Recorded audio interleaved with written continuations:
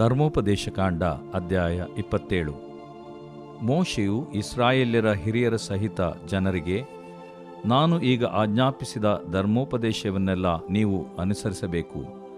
ನಿಮ್ಮ ದೇವರಾದ ಯೆಹೋವನು ನಿಮಗೆ ಕೊಡುವ ದೇಶದಲ್ಲಿ ಪ್ರವೇಶಿಸುವುದಕ್ಕೆ ನೀವು ಯೊರ್ದಾನ್ ಹೊಳೆಯನ್ನು ದಾಟುವಾಗ, ಅಂದರೆ ನಿಮ್ಮ ಪಿತೃಗಳ ದೇವರಾದ ಯೆಹೋವನು ತಾನು ವಾಗ್ದಾನ ಮಾಡಿದಂತೆ ನಿಮಗೆ ಕೊಡುವ ಹಾಲೂ ಜೇನೂ ಹರಿಯುವ ದೇಶವನ್ನು ಪ್ರವೇಶಿಸುವುದಕ್ಕೆ ನೀವು ಯೊರ್ದಾನ್ ಹೊಳೆಯನ್ನು ದಾಟುವಾಗ, ನೀವು ದೊಡ್ಡ ಕಲ್ಲುಗಳನ್ನು ನಿಲ್ಲಿಸಿ ಅವುಗಳಿಗೆ ಗಿಲಾವು ಮಾಡಿಸಿ ಈ ಧರ್ಮಶಾಸ್ತ್ರದ ವಾಕ್ಯಗಳನ್ನೆಲ್ಲ ಅವುಗಳ ಮೇಲೆ ಬರೆಸಬೇಕು. ನೀವು ಯೊರ್ದಾನ್ ಹೊಳೆಯನ್ನು ದಾಟಿದ ನಂತರ ನಾನು ಈಗ ಆಜ್ಞಾಪಿಸಿದ ಕಲ್ಲುಗಳನ್ನು ಏಬಾಲ್ ಬೆಟ್ಟದ ಮೇಲೆ ನಿಲ್ಲಿಸಿ ಅವುಗಳಿಗೆ ಗಿಲಾವು ಮಾಡಿಸಬೇಕು. ಅಲ್ಲಿ ನಿಮ್ಮ ದೇವರಾದ ಯೆಹೋವನಿಗೋಸ್ಕರ ನೀವು ಕಲ್ಲುಗಳಿಂದ ಯಜ್ಞವೇದಿಯನ್ನು ಕಟ್ಟಿಸಬೇಕು. ಉಳಿ ಮುಂತಾದದ್ದನ್ನು ಉಪಯೋಗಿಸದೆ ಹುಟ್ಟು ಕಲ್ಲುಗಳಿಂದಲೇ ನಿಮ್ಮ ದೇವರಾದ ಯೆಹೋವನ ಯಜ್ಞವೇದಿಯನ್ನು ಕಟ್ಟಿಸಬೇಕು. ಅಲ್ಲಿ ಸರ್ವಾಂಗ ಹೋಮಗಳನ್ನು ಸಮಾಧಾನ ಯಜ್ಞಗಳನ್ನೂ ಸಮರ್ಪಿಸಿ ಸಹ ಭೋಜನ ಮಾಡಿ ನಿಮ್ಮ ದೇವರಾದ ಯೆಹೋವನ ಸನ್ನಿಧಿಯಲ್ಲಿ ಸಂಭ್ರಮದಿಂದಿರಬೇಕು. ನೀವು ಆ ಕಲ್ಲುಗಳ ಮೇಲೆ ಈ ಧರ್ಮಶಾಸ್ತ್ರದ ವಾಕ್ಯಗಳನ್ನೆಲ್ಲ ವಿರಳವಾಗಿಯೂ ಸ್ಪಷ್ಟವಾಗಿಯೂ ಬರೆಸಬೇಕೆಂದು ಆಜ್ಞಾಪಿಸಿದನು. ಯಾಜಕರಾದ ಲೇವಿಯರೊಡನೆ ಮೋಶೆಯು ಇಸ್ರಾಯೇಲ್ಯರೆಲ್ಲರಿಗೆ, ಇಸ್ರಾಯೇಲ್ಯರೇ, ನಿಶ್ಶಬ್ದವಾಗಿದ್ದು ಕೇಳಿರಿ. ನೀವು ಈಗ ನಿಮ್ಮ ದೇವರಾದ ಯೆಹೋವನ ಜನರಾದಿರಷ್ಟೇ. ಆದದರಿಂದ ನೀವು ಈಗ ನಾನು ನಿಮಗೆ ಹೇಳುವ ಆತನ ಮಾತುಗಳಿಗೆ ಕಿವಿಗೊಟ್ಟು ಆತನ ಆಜ್ಞಾವಿಧಿಗಳನ್ನು ಅನುಸರಿಸಬೇಕು ಎಂದು ಹೇಳಿದನು. ಮೋಶೆ ಆ ದಿನದಲ್ಲಿ ಜನರಿಗೆ ಆಜ್ಞಾಪಿಸಿದ್ದೇನೆಂದರೆ, ನೀವು ಯೊರ್ದಾನ್ ಹೊಳೆಯನ್ನು ದಾಟಿದಾಗ Simeon, Levi, Judah, Issachar, Joseph, Benjamin ಎಂಬೀ ಕುಲಗಳವರು ಗೆರಿಜ್ಜೀಮ್ ಬೆಟ್ಟದ ಮೇಲೆ ನಿಂತುಕೊಂಡು ಆಶೀರ್ವಾದಗಳನ್ನು ಉಚ್ಚರಿಸಬೇಕು. Reuben, Gad, Asher, Zebulun, Dan, Naphtali ಎಂಬೀ ಕುಲಗಳವರು ಏಬಾಲ್ ಬೆಟ್ಟದ ಮೇಲೆ ನಿಂತುಕೊಂಡು ಶಾಪೋಕ್ತಿಗಳನ್ನು ಉಚ್ಚರಿಸಬೇಕು. ಲೇವಿಯರು ಗಟ್ಟಿಯಾದ ಸ್ವರದಿಂದ ಇಸ್ರಾಯೇಲ್ಯರೆಲ್ಲರಿಗೂ ಶಿಲ್ಪಿಯ ಕೆಲಸವಾಗಿರುವ ಮರದ ವಿಗ್ರಹವು ಲೋಹ ವಿಗ್ರಹವು ಯೆಹೋವನಿಗೆ ಹೇಯವಾದದ್ದರಿಂದ ಅವನ್ನು ಮಾಡಿಸಿ ಗೋಪ್ಯವಾಗಿ ನಿಲ್ಲಿಸಿಕೊಂಡವನಾದರೂ ಶಾಪಗ್ರಸ್ತ ಅನ್ನಲಾಗಿ ಜನರೆಲ್ಲರೂ ಹೌದು ಅನ್ನಬೇಕು. ಲೇವಿಯರು ತಂದೆ ತಾಯಿಗಳನ್ನು ಅವಮಾನಪಡಿಸಿದವನು ಶಾಪಗ್ರಸ್ತ ಎನ್ನಲಾಗಿ ಜನರೆಲ್ಲರೂ ಹೌದು ಅನ್ನಬೇಕು.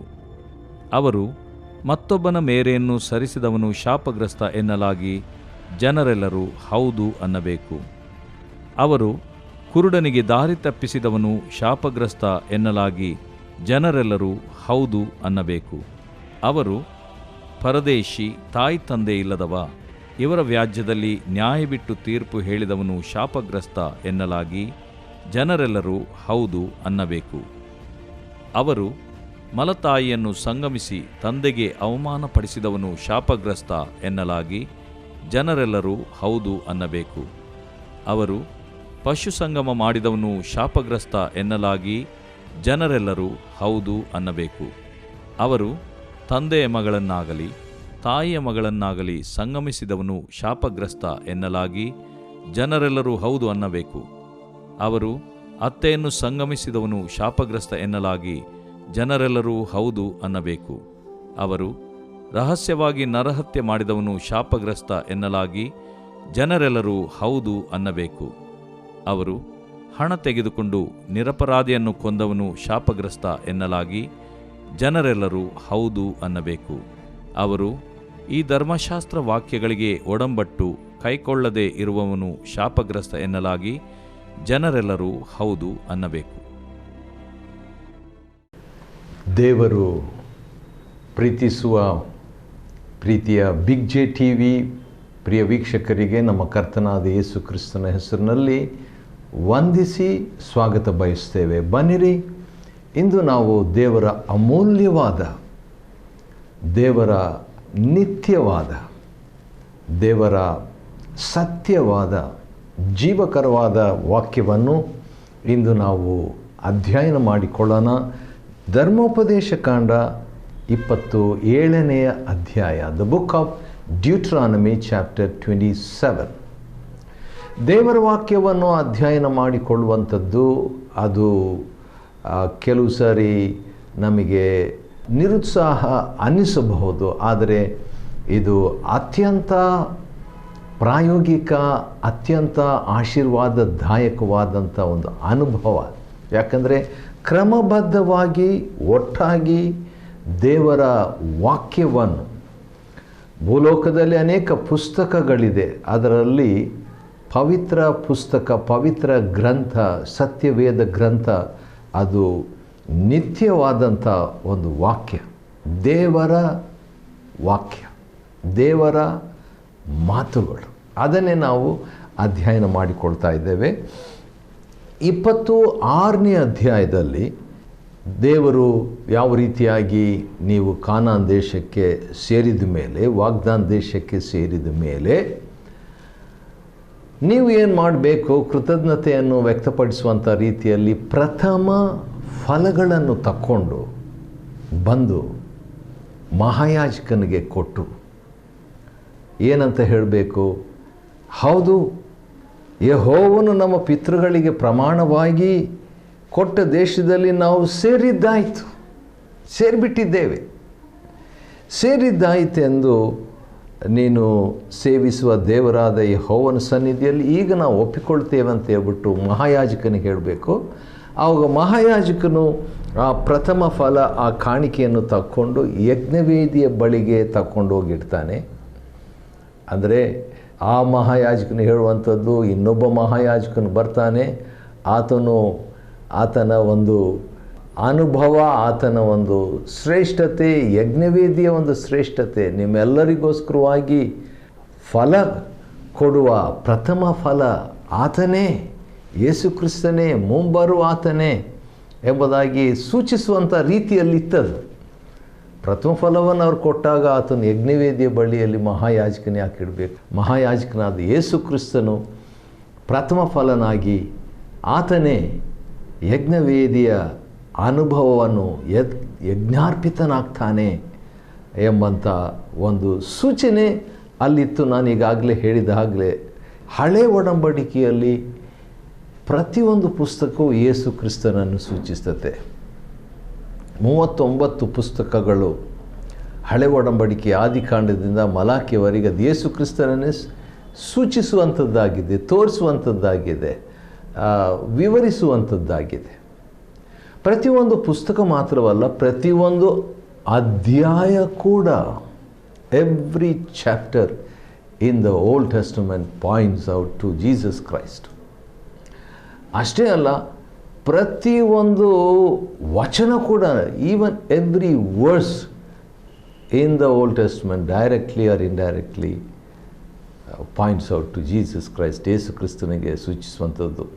ಇನ್ನೂ ಹೇಳಬೇಕಾದರೆ ಪ್ರತಿಯೊಂದು ವಚನ ಅಷ್ಟೇ ಅಲ್ಲ, ಪ್ರತಿಯೊಂದು ಪದ ಕೂಡ, ಅದನ್ನು ಆಳವಾಗಿ ನೋಡೋದಾದರೆ, ಅದನ್ನು ಪ್ರಾರ್ಥನಾಪೂರ್ವಕವಾಗಿ ನೋಡೋದಾದರೆ, ಅದನ್ನು ಪ್ರಕಟಣೆಯಿಂದ ನೋಡೋದಾದರೆ, ದೇವರ ದೃಷ್ಟಿಯಿಂದ ನೋಡೋದಾದರೆ, ಹೇಗೋ ಯೇಸು ಕ್ರಿಸ್ತನಿಗೆ ಪ್ರತಿಯೊಂದು ಪದ ಕೂಡ ಯೇಸು ಕ್ರಿಸ್ತನಿಗೆ ಸೂಚಿಸುವಂಥದ್ದಾಗಿದೆ. ಆತನು ಏನು ಮಾಡಿದನು, ಆತನು ಇಲ್ಲದೆ ನಾವು ಏನಾಗಿದ್ದೇವೆ ಎಂಬಂಥದ್ದನ್ನು ಸೂಚಿಸುವಂಥದ್ದು ಹಳೆ ಒಡಂಬಡಿಕೆ.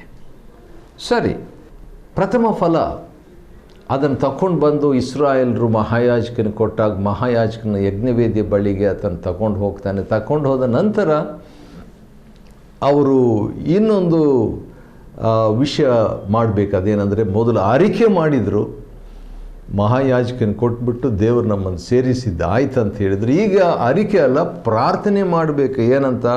5ನೇ ವಚನದಿಂದ 26ನೇ ಅಧ್ಯಾಯ, ಯೆಹೋವನ ಸನ್ನಿಧಿಯಲ್ಲಿ ಅರಾಮ್ಯನಾದ ನಮ್ಮ ಮೂಲ ಪಿತೃವು, ಅರಾಮ್ಯನು, ಇದು ಒಂದೇ ಕಡೆ ಬೈಬಲ್ನಲ್ಲಿ ಯಾಕೋಬನನ್ನು ಅರಾಮ್ಯನು ಅಂತ ಬರೆದಿರುವಂಥದ್ದು.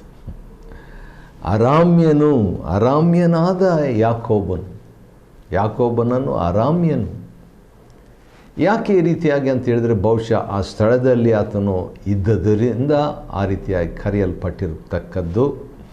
ಬಹುಶಃ ಒಟ್ಟು ಅಲ್ಲಿಂದ ಚರಿತ್ರೆ ಸ್ಟಾರ್ಟ್ ಆಗ್ತದೆ, ಇವರ ಕೃತಜ್ಞತೆ. ಅಲ್ಲಿಂದ ದೇವರು ತಕ್ಕೊಂಡು, ಒಬ್ಬ ವ್ಯಕ್ತಿಯನ್ನು ತಕ್ಕೊಂಡು, ಅವನ ಕುಟುಂಬವನ್ನು ತಕ್ಕೊಂಡು ಒಂದು ದೇಶವನ್ನಾಗಿ ಮಾಡಿ ಆ ದೇಶವನ್ನು ಐಗುಪ್ತ ದೇಶದಿಂದ ದೊಡ್ಡ ಜನಾಂಗವನ್ನು ಐಗುಪ್ತ ದೇಶದಿಂದ ಬಿಡಿಸಿ ಅದ್ಭುತ ಸೂಚಕ ಕಾರ್ಯಗಳಿಂದ ಕರ್ಕೊಂಡು ಬಂದಂಥ ವಿಷಯವನ್ನು ಅವರು ದೇವರಿಗೆ ಹೇಳಿ, ಯೆಹೋವನೇ ನೀನು ಅನುಗ್ರಹಿಸಿರುವ ಈ ಭೂಮಿಯ ಬೆಳೆಯ ಪ್ರಥಮ ಫಲಗಳನ್ನು ನಾವು ಕಾಣಿಕೆಯಾಗಿ ತಂದಿದ್ದೇವೆ ಅಂತ ಹೇಳಬೇಕಂತೆ. ಇದನ್ನು ದೇವರು ಮೋಶೆಯ ಮುಖಾಂತರವಾಗಿ ಇಸ್ರಾಯೇಲರಿಗೆ ಹೇಳಿದನು. ಮತ್ತು ಆ ರೀತಿಯಾಗಿ ಅವರು ಆರಾಧನೆ ಮಾಡಿದರು. ಆರಾಧನೆ ಮಾಡಿ ಸಂತೋಷ ಪಡುವಾಗ 4 ವಿಧವಾದ ಜನರನ್ನು ಅವರು ಮರೆತು ಹೋಗಬಾರ್ದು. ಒಂದು, ದೇವ್ರ ಸೇವಕರು, ಯಾಜಕರಾದಂಥ ಲೇವಿಯರು. 2ನೇದು, ಪರದೇಶಿಗಳು, ಅವರನ್ನು ಮರೆತು ಹೋಗಬಾರ್ದು. 3, ದಿಕ್ಕಿಲ್ಲದವರು, ತಂದೆ ತಾಯಿಗಳಿಲ್ಲದಂಥವ್ರು. 4, ವಿಧವೆಯರು. ಈ 4 ವಿಧವಾದ ಜನರನ್ನು ಆರಾಧನೆಯ ಸಮಯದಲ್ಲಿ, ಸೇವೆಯ ಸಮಯದಲ್ಲಿ ಸಭೆಯಲ್ಲಿ ಪ್ರಥಮ ಫಲ ಅರ್ಪಿಸುವಂಥ ವೇಳೆಯಲ್ಲಿ ಅವರ ಸಂತೋಷವನ್ನು ಕೂಡ ನೆನೆಸಬೇಕು ಎಂಬುದಾಗಿ ಇಲ್ಲಿ ಹೇಳಲಾಗಿದೆ. ಈಗ ಒಂದು ದೊಡ್ಡ ಬೈಬಲ್ ಕನ್ಫೆಷನ್ ಅವರು ಮಾಡ್ತಾರೆ. ಅದನ್ನೇ 13ನೇ ವಚನದಿಂದ 15ನೇ ವಚನ 3 ವಚನಗಳಲ್ಲಿ ಹೇಳಿದ ನಂತರ ದೇವರ ಒಡಂಬಡಿಕೆಯನ್ನು ಸ್ಥಿರಪಡಿಸುವಂಥ ಮಾತನ್ನು ಮೋಶೆ ಹೇಳಿ 26ನೇ ಅಧ್ಯಾಯ ಮುಗಿಸ್ತಾನೆ. 27ನೇ ಅಧ್ಯಾಯ ಧರ್ಮೋಪದೇಶ ಕಾಂಡ. ನಾವು ಹೋಗೋ ಮುಂಚೆ ಒಂದು ಮಾತು ಹೇಳಬೇಕು, ಅದನ್ನು ಸ್ಪಷ್ಟಪಡಿಸಬೇಕು. ಯಾಕಂತ ಹೇಳಿದರೆ, ಮೋಶೆ ನೆನಪಿರಲಿ 3 ಸಂದೇಶಗಳನ್ನು ಈ ಧರ್ಮೋಪದೇಶ ಕಾಂಡ ಎಂಬ ಪುಸ್ತಕದಲ್ಲಿ ಕೊಡ್ತಾನೆ. ಮೊದಲನೇ ಸಂದೇಶ ಗಲಿಬಿಲಿ ಬೇಡ. ಯಾಕಂದರೆ ಕೆಲವು ಸಾರಿ ಇಲ್ಲಿ ಕನ್ನಡ ಬೈಬಲ್ನಲ್ಲಿ ಇರುವಂಥ ಟೈಟಲ್ ಒಂದು ವಚನಗಳ ಮೇಲೆ ಇರುವಂಥದ್ದು ಒಂದು ವೇಳೆ ನಮಗೆ ಗಲಿಬಿಲಿಯನ್ನು ಉಂಟು ಮಾಡಬಹುದೇನೋ. ಅಂದರೆ ಅದಕ್ಕೆ ನಾನು ಇದನ್ನು ಸ್ಪಷ್ಟಪಡಿಸಲಿಕ್ಕೆ ಇಷ್ಟಪಡ್ತೇನೆ. ಅದೇನೆಂದರೆ, ಮೊದಲನೇ 3 ಸಂದೇಶಗಳನ್ನು ಮೋಶೆ ಕಾನಾನ್ ದೇಶಕ್ಕೆ ಇನ್ನೇನು ಸೇರೋದ್ರೊಳಗೆ ಸೇರ್ತಾ ಇದ್ದಾನೆ. ಕೆಲವೇ ತಾಸುಗಳಲ್ಲಿ 40 ವರ್ಷಗಳಿಂದ ದೇವಜನರನ್ನು ಕರ್ಕೊಂಡು ಬಂದು ಈಗ ಕಾನಾನ್ ದೇಶಕ್ಕೆ ಅದನ್ನು ನಡೆಸ್ಕೊಂಡು ಹೋಗ್ತಾ ಇದ್ದಾನೆ. ಅವನಿಗೆ ಅನುಮತಿ ಇಲ್ಲ. ಹೊಸ ಸಂತತಿಯವರು ಅಲ್ಲಿ ಸೇರಬೇಕಂತಿದ್ದಾರೆ. ಆ ಹೊಸ ತಲೆಮಾರುಗಳಿಗೆ, ಹೊಸ ಯೌವನಸ್ಥರಿಗೆ, ಹೊಸ ಪೀಳಿಗೆಗೆ ಒಂದು 3 ಸಂದೇಶಗಳನ್ನು ಮೋಶೆ ಕೊಡುವಂಥದ್ದನ್ನು ಧರ್ಮೋಪದೇಶ ಕಾಂಡ ಪುಸ್ತಕದಲ್ಲಿ ನೋಡ್ತೇವೆ. ಮೊದಲನೇ ಸಂದೇಶ 1ರಿಂದ 4ನೇ ಅಧ್ಯಾಯ, ಚಾಪ್ಟರ್ 1 to ಚಾಪ್ಟರ್ 4. 2ನೇ ಸಂದೇಶವನ್ನು 5ನೇ ಅಧ್ಯಾಯದಿಂದ 28ನೇ ಅಧ್ಯಾಯದವರೆಗೆ, ಚಾಪ್ಟರ್ 5 to ಚಾಪ್ಟರ್ 28. 3ನೇ ಸಂದೇಶ 29-30 ಅಧ್ಯಾಯಗಳಲ್ಲಿ 3ನೇ ಸಂದೇಶವನ್ನು 3 ಸಂದೇಶಗಳು ಅಡಕವಾಗಿರುವಂಥ ಪುಸ್ತಕ ಧರ್ಮೋಪದೇಶ ಕಾಂಡ. ಆದರೆ ಇಲ್ಲಿ ಮೋಶೆ 2ನೇಯ ಉಪನ್ಯಾಸದ ಸಮಾಪ್ತಿ ಅಂತ ಹೇಳುವಾಗ ಹತ್ರ ಅವನು ಕನ್ಕ್ಲೂಡ್ ಮಾಡ್ತಾನೆ. 26, 27, 28 ಅಧ್ಯಾಯದಲ್ಲಿ ಆ 2ನೇ ಸಂದೇಶವನ್ನು ಸಮಾಪ್ತಿ ಮಾಡಲಿಕ್ಕೆ, ಅದನ್ನು ಮುಗಿಸುವ ರೀತಿಯಲ್ಲಿದ್ದಾನೆ. ಅದನ್ನು ನೆನಪಿನಲ್ಲಿ ನಾವು ಇಟ್ಕೊಳ್ಳೋಣ. 27ನೇ ಅಧ್ಯಾಯ ಇನ್ನು 2ನೇ ಸಂದೇಶ ಮುಂದುವರಿತಾ ಇದೆ. ಅದನ್ನು ಸಮಾಪ್ತಿ ಕನ್ಕ್ಲೂಡ್ ಮಾಡಲಿಕ್ಕೆ ಮೋಶೆ ಬರ್ತಾ ಇರುವಂಥದ್ದನ್ನು ನಾವು ಗಮನಿಸ್ಬೋದು. ಮೋಶೆ ಇಸ್ರಾಯೇಲರ ಹಿರಿಯರ ಸಹಿತ ಜನರಿಗೆ, ನಾನು ಈಗ ಆಜ್ಞಾಪಿಸಿದ ಧರ್ಮೋಪದೇಶವನ್ನೆಲ್ಲ ನೀವು ಅನುಸರಿಸಬೇಕು. ಆಗಾಗ ಈ ಮಾತನ್ನು ಮೋಶೆ ಹೇಳ್ತಾ ಇದ್ದಾನೆ. ಯಾವ ರೀತಿ ಅಂತ ಹೇಳ್ಬಿಟ್ಟು ನೋಡುವಾಗ, ನಿಮ್ಮ ದೇವರಾದ ಯೆಹೋವ ನಿಮಗೆ ಕೊಡುವ ದೇಶದಲ್ಲಿ ಪ್ರವೇಶಿಸುವುದಕ್ಕೆ ನೀವು ಯೋರ್ದನ್ ಹೊಳೆಯನ್ನು ದಾಟುವಾಗ, ಅಂದರೆ ನಿಮ್ಮ ಪಿತೃಗಳ ದೇವರಾದ ಯೆಹೋವನು ತಾನು ವಾಗ್ದಾನ ಮಾಡಿದಂತೆ ನಿಮಗೆ ಕೊಡುವ ಹಾಲು ಜೇನು ಹರಿಯುವ ದೇಶ ಪ್ರವೇಶಿಸುವುದಕ್ಕೆ ಆ ರೀತಿಯಾಗಿ ನೀವು ಯೋರ್ದನ್ ಹೊಳೆಯನ್ನು ದಾಟುವಾಗ ಒಂದು ಅಸೈನ್ಮೆಂಟ್, ಒಂದು ಕೆಲಸ ಮಾಡಬೇಕು. ಅದೇನೆಂದರೆ, ನೀವು ದೊಡ್ಡ ಕಲ್ಲುಗಳನ್ನು ನಿಲ್ಲಿಸಿ, ಅಂದರೆ ದೇಶದ ಮಧ್ಯದಲ್ಲಿ ಕಲ್ಲಿನ ಕಂಬಗಳನ್ನು ನಿಲ್ಲಿಸಿ, ದೊಡ್ಡ ಕಲ್ಲನ್ನು ನಿಲ್ಲಿಸಿ ಏನು ಮಾಡಬೇಕಂತೆ, ಅವುಗಳಿಗೆ ಗಿಲಾವು ಮಾಡಿಸಿ ಈ ಧರ್ಮಶಾಸ್ತ್ರದ ವಾಕ್ಯಗಳನ್ನೆಲ್ಲ ಅವುಗಳ ಮೇಲೆ ಬರಿಸಬೇಕು. ವಾವ್, ಆಶ್ಚರ್ಯ! ದೇವರು ಒಂದು ದೊಡ್ಡ ಅಸೈನ್ಮೆಂಟ್, ದೊಡ್ಡ ತನ್ನ ವಾಕ್ಯವನ್ನು ಇದನ್ನು ಓದುವಾಗ ನನಗೆ ಭಾಳ ಖುಷಿ ಆಗ್ತದೆ, ಭಾಳ ಸಂತೋಷವಾಗ್ತದೆ. ಕೆಲವು ಕಡೆಗಳಲ್ಲಿ ಟವರ್ ಇಟ್ಟಿರ್ತಾರೆ. ಅಥವಾ ಒಂದು ದೊಡ್ಡ ಒಂದು ಸೈನ್ ಆಗಿ ಊರಿನ ನಡುವೆ ದೊಡ್ಡ ಒಂದು ಕೇಂದ್ರ, ದೊಡ್ಡ ಒಂದು ಆಕರ್ಷಣೀಯ ವಸ್ತು ಅಥವಾ ಕಟ್ಟಡ ಅಥವಾ ದೊಡ್ಡ ಮರ ಆ ರೀತಿಯಾಗಿ ಇಟ್ಟಿರ್ತಾರಲ್ವ. ಇಲ್ಲಿ ದೇವರು ಹೇಳುವಂಥದ್ದು, ನೀವು ದೊಡ್ಡ ಕಲ್ಲುಗಳನ್ನು ನಿಲ್ಲಿಸಿ, ಒಂದೇ ಕಲ್ಲಲ್ಲ, ಕಲ್ಲುಗಳನ್ನು ಅಂದರೆ ದೊಡ್ಡ ದೊಡ್ಡ ಕಲ್ಲಿನ ಕಂಬಗಳನ್ನು ನಿಲ್ಲಿಸಿ ಈ ಧರ್ಮಶಾಸ್ತ್ರದ ವಾಕ್ಯಗಳನ್ನೆಲ್ಲ ಅವುಗಳ ಮೇಲೆ ಬರಿಸಬೇಕು. ನೀವು ಯೋರ್ದನ್ ಹೊಳೆಯನ್ನು ದಾಟಿದ ನಂತರ ನಾನು ಈಗ ಆಜ್ಞಾಪಿಸಿದ ಕಲ್ಲುಗಳನ್ನು ಏಬಾಲ್ ಬೆಟ್ಟದ ಮೇಲೆ ನಿಲ್ಲಿಸಿ ಅವುಗಳಿಗೆ ಗಿಲಾವು ಮಾಡಿಸಬೇಕು. ಬೆಟ್ಟದ ಮೇಲೆ ದೊಡ್ಡ ಕಲ್ಲನ್ನು ನಿಲ್ಲಿಸೋದು ಅಷ್ಟು ಈಸಿ ಅಲ್ಲ. ತಾಂತ್ರಿಕ ಯುಗ ಆ ದಿವಸಗಳಲ್ಲಿ ಇರಲಿಲ್ಲ. ಆದರೂ ಕೂಡ ಅವರು ಅದರಂತೆ ಮಾಡಿದರು. ಅಲ್ಲಿ ನಿಮ್ಮ ದೇವರಾದ ಯೆಹೋವನಿಗೋಸ್ಕರವಾಗಿ ನೀವು ಕಲ್ಲುಗಳಿಂದ ಯಜ್ಞವೇದಿಯನ್ನು ಕಟ್ಟಿಸಬೇಕು. ಕಲ್ಲಿನಿಂದ ವಾಕ್ಯ, ಕಲ್ಲಿನಿಂದ ಯಜ್ಞವೇದಿ. ಆದರೆ ಒಂದು ವಿಚಿತ್ರವಾದದ್ದು 5ನೇ ವಚನ ಗಮನಿಸ್ತಕ್ಕದ್ದು, ಉಳಿ ಮುಂತಾದದ್ದನ್ನು ಉಪಯೋಗಿಸದೆ, ಅದನ್ನು ಆಲ್ಟರ್ ಮಾಡದೆ, ಅದನ್ನು ಆಕಾರ ಬದಲಾಯಿಸದೆ, ಹುಟ್ಟು ಕಲ್ಲುಗಳಿಂದಲೇ ನಿಮ್ಮ ದೇವರಾದ ಯೆಹೋವನ ಯಜ್ಞವೇದಿಯನ್ನು ಕಟ್ಟಿಸಬೇಕು. ನ್ಯಾಚುರಲ್ ಆಗಿ ದೇವರು ಯಾವ ರೀತಿಯಾಗಿ ಮಾಡಿದ್ದಾನ ಕಲ್ಲನ್ನು, ಅದರಂತೆ ಹುಟ್ಟು ಕಲ್ಲು ಅಂತ ಹೇಳಿಬಿಟ್ಟು, ಕಲ್ಲು ಹುಟ್ಟೋದಿಲ್ಲ, ಆದರೆ ಸೃಷ್ಟಿಯ ಕಲ್ಲು ಅಂತ ಹೇಳ್ಬೋದು. ದೇವರು ಸೃಷ್ಟಿ ಮಾಡಿದ ಕಲ್ಲು ಹೇಗಿದ್ವೋ ಹಾಗೆಯೇ ಅದನ್ನು ಏನು ಆಲ್ಟ್ರ್ ಮಾಡಬಾರ್ದು. ಯಾಕೆ? ಉಳಿ ಮುಂತಾದದ್ದನ್ನು, ಸುತ್ತಿಗೆ ಮುಂತಾದದ್ದನ್ನು ಯಾಕೆ ತಗೊಂಡು ಹೊಡಿಬಾರ್ದು? ಮನುಷ್ಯನ ಕೆಲಸ ಅದರಲ್ಲಿ ಸೇರಬಾರ್ದು. ಇದು ಒಂದು ಕೃಪೆಯ ಒಂದು ಚಿತ್ರ. ದೇವರು ಏನಾದರೂ ಮಾಡೋದಾದರೆ ಅದಕ್ಕೆ ಮನುಷ್ಯನ ಸಹಾಯ ಬೇಕಾಗಿಲ್ಲ. ದೇವರ ಕೆಲಸ ಪರ್ಮನೆಂಟ್, ದೇವರ ಕೆಲಸ ಪೂರ್ಣ, ದೇವರ ಕೆಲಸ ನಿತ್ಯವಾದದ್ದು. ಆ ರೀತಿಯಾಗಿ ನಾವು ನೋಡುವಾಗ ಯಜ್ಞವೇದಿಯನ್ನು ಕಟ್ಟಿಸಬೇಕು. ಅಲ್ಲಿ ಸರ್ವಾಂಗ ಹೋಮಗಳನ್ನು, ಸಮಾಧಾನ ಯಜ್ಞಗಳನ್ನು ಅರ್ಪಿಸಿ ಸಹಭೋಜನವನ್ನು ಮಾಡಿ ದೇವರ ಸನ್ನಿಧಾನದಲ್ಲಿ ಸಂಭ್ರಮದಿಂದ ಇರಬೇಕು. ದೇವರಿಗೆ ಬೇಕಾಗಿರೋದು ತನ್ನ ಜನರು ಸಂತೋಷವಾಗಿರಲಿ.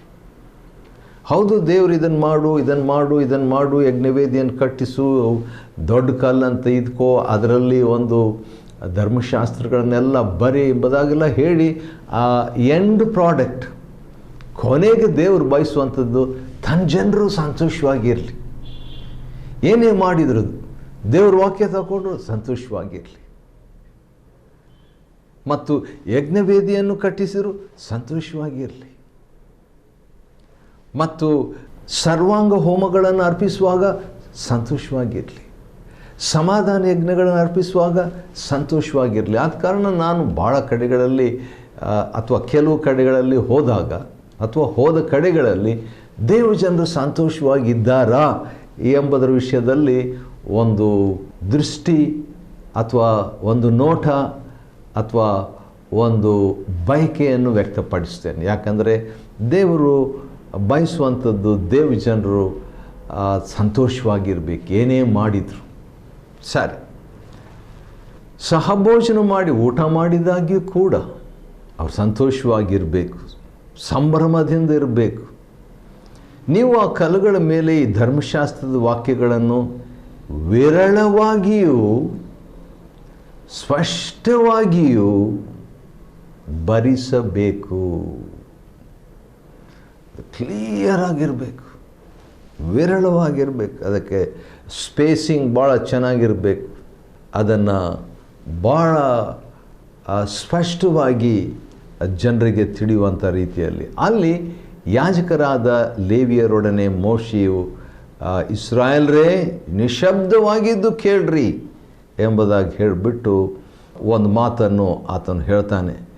ಅದೇನೆಂದರೆ, ಮೋಶೆ ಆ ದಿನದಲ್ಲಿ ಜನರಿಗೆ ಆಜ್ಞಾಪಿಸಿದ್ದೇನೆಂದರೆ 12 ಗೋತ್ರದವರು ಇಸ್ರಾಯೇಲ್ರು ಇದ್ರಲ್ವ, ಅದರಲ್ಲಿ 6 ಗೋತ್ರದವ್ರನ್ನ ಒಂದು ಕಡೆ, ಇನ್ನೊಂದು 6 ಗೋತ್ರದವ್ರನ್ನ ಇನ್ನೊಂದು ಕಡೆ ಇಟ್ಬಿಟ್ಟು 6 ಗೋತ್ರದವರು ಆಶೀರ್ವಾದ ನುಡಿಯುವಂತೆಯೂ 6 ಗೋತ್ರದವರು ಈ ಶಾಪೋಕ್ತಿಗಳನ್ನು ಉಚ್ಚರಿಸಬೇಕಂತಲೂ ಒಂದು ಅಸೈನ್ಮೆಂಟ್, ಮೋಶೆ ಕೊಡ್ತಾನ್ರಿ. ಯಾರ್ಯಾರು? ಸಿಮಿಯೋನ್, ಲೇವಿ, ಯಹುದ, ಇಸಕಾರ್, ಯೋಸೇಫ್, ಬೆನ್ಯಾಮೀನ್ ಎಂಬ 6 ಕುಲದವರು ಗೆರಿಝೀಮ್ ಎಂಬ ಬೆಟ್ಟದ ಹತ್ರ, ಅಂದರೆ ಬಂಡೆ ಎಂಬ ಹೆಸರುಳ್ಳಂಥ ಕಡಿಯಲ್ಪಟ್ಟಂಥ ಎಂಬ ಬೆಟ್ಟದ ಮೇಲೆ ನಿಂತ್ಕೊಂಡು ಆಶೀರ್ವಾದಗಳನ್ನು ಉಚ್ಚರಿಸಬೇಕು. ಉಳಿದಂಥ 6 ಗೋತ್ರದವರು ಏಬಾಲ್ ಬೆಟ್ಟದ ಮೇಲೆ ಅವರು ನಿಂತ್ಕೊಂಡು ಶಾಪೋಕ್ತಿಗಳನ್ನು ಉಚ್ಚರಿಸಬೇಕು. ಆ ರೀತಿಯಾಗಿ ಶಾಪೋಕ್ತಿಗಳನ್ನು ಮತ್ತು ಆಶೀರ್ವಾದಗಳನ್ನು ಆ ಕಡೆ 6 ಈ ಕಡೆ 6 ಗೋತ್ರದವರು ಉಚ್ಚರಿಸುವಾಗ ಕೊನೆಗೆ ಎಲ್ರಿಗೂ ಕೂಡ ಲೇವಿಯರು ಗಟ್ಟಿಯಾದ ಸ್ವರದಿಂದ ಹೇಳಿದಂಥ ಒಂದು ಮಾತು ಏನಂತ ಹೇಳಿದರೆ, ಒಂದೊಂದು ಮಾತು ಅವರು ಹೇಳ್ತಾ ಇದ್ದಾಗ ಹೌದು ಹೌದು ಹೌದು ಅಂತ ಅನ್ನಬೇಕು, ಅಥವಾ ಆಮೇನ್ ಆಮೇನ್ ಆಮೇನ್ ಅನ್ನಬೇಕು. ನೆಹೆಮಿಯ 8:6 ಕೂಡ ಎಜ್ರನು ಮಾತನಾಡ್ತಾ ಇದ್ದಾಗ ಕೆಲವರು ಆಮೇನ್ ಆಮೇನ್ ಎಂಬುದಾಗಿ ಹೇಳಿದ್ರಂತೆ. ಆಮೇನ್ ಎಂಬ ಮಾತಿನ ಅರ್ಥ ಸುಮಾರು 12 ಅರ್ಥಗಳಿದೆ. ಕೆಲವನ್ನು ಹೇಳ್ತೇನೆ. ಆಮೇನ್ ಅಂದರೆ ಕಟ್ಟಲ್ಪಡುವುದು ಎಂಬುದಾಗಿ, ಅಥವಾ ಆಧರಣೆ ಎಂಬುದಾಗಿ, ಅಥವಾ ನಿರಂತರ, ಬಲಗೈ, ನಂಬಿಗಸ್ತಿಕೆ, ಭರವಸೆ ಎಂಬುದಾಗಿ. ಹೌದು ಹೌದು ಅಥವಾ ಆಮೇನ್ ಆಮೇನ್ ಎಂಬುದಾಗಿ ದೇವಜನರು ಹೇಳ್ತಾ ಇರಬೇಕು ಅಂತ ಹೇಳಿಬಿಟ್ರು. ಹೌದು ತಮ್ಮ ವಿಶ್ವಾಸವನ್ನು ವ್ಯಕ್ತಪಡಿಸುವುದು ಆಮೇನ್ ಅಂತ ಹೇಳ್ಬಿಟ್ಟು. ಆಮೇನ್ ಎಂಬ ಪದದ ಒಂದು ಮೂಲ ಭಾಳ ಆಶ್ಚರ್ಯ. ದೇವರು ಆದಿಕಾಂಡ 15ನೇ ಅಧ್ಯಾಯದಲ್ಲಿ ನಕ್ಷತ್ರಗಳನ್ನು, ನಿನ್ನ ಸಂತತಿಯವರು ನಕ್ಷತ್ರಗಳಷ್ಟಿರ್ತಾರೆ ಅಂತ ಹೇಳಿದಾಗ ಅಬ್ರಹಾಮನು ನಂಬಿದನು ಅಂತಿದೆ. ಅದನ್ನು ನೋಡಿ, ಆ ನಂಬಿದನು ಅನ್ನುವಂಥ ಮೂಲ ಪದ ಆಮಾನ್ ಎಂಬುದಾಗಿ, ಅದರಿಂದ ಬರುವಂಥದ್ದು ಆಮೇನ್. ಹೀಗೆ 6 ಆಶೀರ್ವಾದಗಳನ್ನು 6 ಗೋತ್ರದವರು ನುಡಿದ ಮೇಲೆ ಉಚ್ಚರಿಸಿಬಿಟ್ಟು 6 ಶಾಪೋಕ್ತಿಗಳನ್ನು 6 ಗೋತ್ರದವರು ಉಚ್ಚರಿಸಿದ ನಂತರ ಒಟ್ಟಾಗಿ 12 ಗೋತ್ರದವರು ಸೇರಿ 12 ಸಾರಿ ಹೌದು ಹೌದು ಅಥವಾ ಆಮೇನ್ ಆಮೇನ್ ಎಂಬುದಾಗಿ ಹೇಳ್ತಾರೆ. ಆದರೆ ಈ 12 ಬಾರಿ ಈ ಲೇವಿಯರು ಏನು ಮಾಡ್ತಾರೆ, ಶಾಪವನ್ನೇ ಹೆಚ್ಚಾಗಿ 12 ಬಾರಿ ಅವರು ಪ್ರಕಟಿಸ್ತಾರೆ. ಯಾಕಂದರೆ ಅದೊಂದು ಎಚ್ಚರಿಕೆ. ಹೌದು ಹೌದು ಹೌದಂತ 12 ಸಾರಿ 12 ಗೋತ್ರದವರು ಹೇಳುವಂಥದ್ದನ್ನು ಗಮನಿಸ್ತೇವೆ.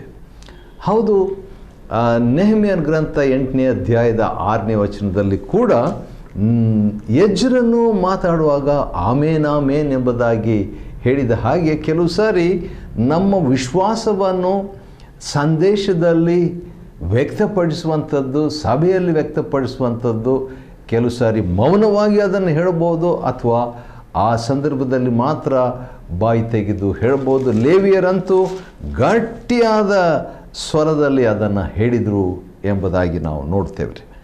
ಸರಿ, 27ನೇ ಅಧ್ಯಾಯವನ್ನು ಅಧ್ಯಯನ ಮಾಡಿಕೊಳ್ಳುವಂತೆ ದೇವರು ನಮಗೆ ಕೊಟ್ಟ ಕೃಪೆಗಾಗಿ ಆತನಿಗೆ ಸ್ತೋತ್ರವಾಗಲಿ. ದೇವರು ನಿಮ್ಮನ್ನು ಆಶೀರ್ವದಿಸಲಿ.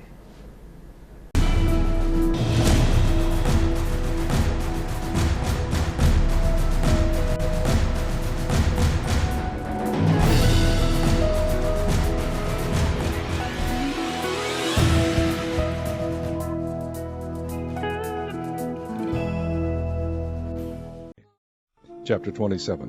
And Moses with the elders of Israel commanded the people, saying, Keep all the commandments which I command you this day. And it shall be on the day when ye shall pass over Jordan unto the land which the Lord thy God giveth thee, that thou shalt set thee up great stones, and plaster them with plaster. And thou shalt write upon them all the words of this law when thou art passed over, that thou mayest go in unto the land which the Lord thy God giveth thee, a land that floweth with milk and honey, as the Lord God of thy fathers hath promised thee. Therefore it shall be, when ye be gone over Jordan, that ye shall set up these stones which I command you this day in Mount Ebal, and thou shalt plaster them with plaster. And there shalt thou build an altar unto the Lord thy God, an altar of stones. Thou shalt not lift up any iron tool upon them. Thou shalt build the altar of the Lord thy God of whole stones, and thou shalt offer burnt offerings thereon unto the Lord thy God. And thou shalt offer peace offerings, and shalt eat there, and rejoice before the Lord thy God. And thou shalt write upon the stones all the words of this law very plainly. And Moses and the priests, the Levites, spake unto all Israel, saying, Take heed, and hearken, O Israel. This day thou art become the people of the Lord thy God. Thou shalt therefore obey the voice of the Lord thy God, and do his commandments and his statutes which I command thee this day. And Moses charged the people the same day, saying, These shall stand upon Mount Gerizim to bless the people. When ye are come over Jordan, Simeon and Levi and Judah and Issachar and Joseph and Benjamin, and these shall stand upon Mount Ebal to curse Reuben, Gad, and Asher, and Zebulun, Dan, and Naphtali. And the Levites shall speak and say unto all the men of Israel with a loud voice, Cursed be the man that maketh any graven or molten image, an abomination unto the Lord, the work of the hands of the craftsman, and putteth in a secret place. And all the people shall answer and say, Amen. Cursed be he that setteth light by his father or his mother, and all the people shall say, Amen. Cursed be he that removeth his neighbour's landmark, and all the people shall say, Amen. Cursed be he that maketh the blind to wander out of the way, and all the people shall say, Amen. Cursed be he that perverteth the judgment of the stranger, fatherless, and widow, and all the people shall say, Amen. Cursed be he that lieth with his father's wife, because he uncovereth his father's skirt, and all the people shall say, Amen. Cursed be he that lieth with any manner of beast, and all the people shall say, Amen. Cursed be he that lieth with his sister, the daughter of his father, or the daughter of his mother, and all the people shall say, Amen. Cursed be he that lieth with his mother-in-law, and all the people shall say, Amen. Cursed be he that smiteth his neighbor secretly, and all the people shall say, Amen. Cursed be he that taketh reward to slay an innocent person, and all the people shall say, Amen. Cursed be he that confirmeth not all the words of this law to do them, and all the people shall say, Amen.